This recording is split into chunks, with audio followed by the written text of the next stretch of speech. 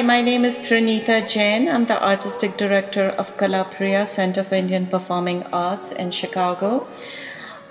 This spring, I was invited to conduct a workshop for visually impaired and hearing impaired students in Jodhpur in Rajasthan, India. It was a wonderful experience because it taught me a lot about my job as a teacher and my technique of how to teach children, especially those who have lost one sensory experience which has empowered them with their other senses.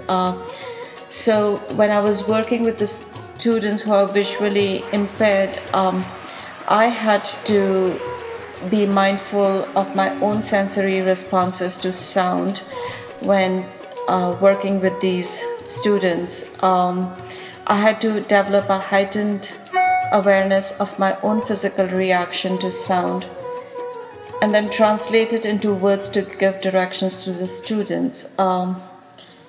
Likewise, when I looked at the faces of the hearing impaired students, I saw several expressions that were in their eyes.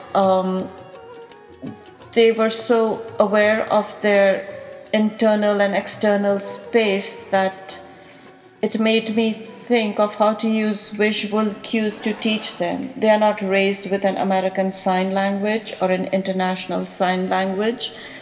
In the remote parts of Rajasthan, I used facial expressions and hand gestures from classical Indian dance to explore stories and narratives with them.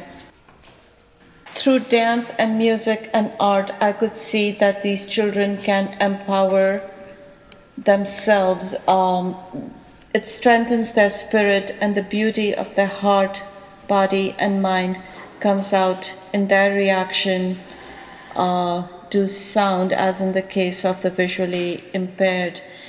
And I think just the deep, passionate expression in the eyes of the students who cannot hear it was just breathtaking for me. They just use their whole body to express what sound could not express for them. It was just amazing. As a teacher, I learned techniques of how to slow down my own process of teaching, how to be more clear in giving directions to the students.